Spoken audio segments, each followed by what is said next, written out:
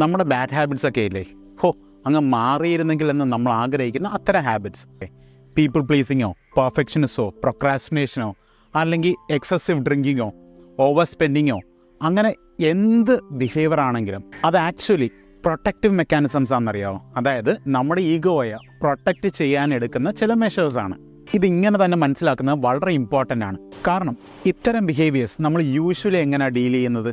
അത് പരമാവധി തള്ളിക്കളയാനോ അല്ലെങ്കിൽ ചവിട്ടി താഴ്ത്തി ഡിനൈ ചെയ്ത് വെക്കാനോ നോക്കും. ഇതിൻ്റെ കൂടെ അസോസിയേറ്റ് ചെയ്ത് വരുന്നത് ഒരു ഗിൽറ്റ്, ഷെയിം അല്ലെങ്കിൽ എക്സസീവ് ക്രിറ്റിസിസം ഒക്കെയാണ്. അത് വരുമ്പോൾ എന്ത് സംഭവിക്കുമെന്ന് വെച്ച് കഴിഞ്ഞാൽ ഈ ബിഹേവിയേഴ്സ് ചേഞ്ച് ചെയ്യാനുള്ള പോസിബിലിറ്റി ഭയങ്കര കുറവായിരിക്കും. ആക്ച്വലി അതൊന്നും നമ്മളൊരു മോശപ്പെട്ട ആളാണ് എന്നല്ല നമ്മളോട് പറയുന്നത്. പകരം നമ്മുടെ ഉള്ളിൽ തന്നെ നമ്മൾ അഡ്രസ്സ് ചെയ്യേണ്ട ചില ഫീലിങ്സ് തിരിച്ചറിയാതെ കിടക്കുന്നു എന്നാണ് നമ്മളോട് പറയുന്നത്. എന്താണ് ഈ ബിഹേവിയറിലേക്ക് നമ്മളെ നയിക്കുന്ന ഫീലിങ്സ്? അത് അഡ്രസ്സ് ചെയ്യുക.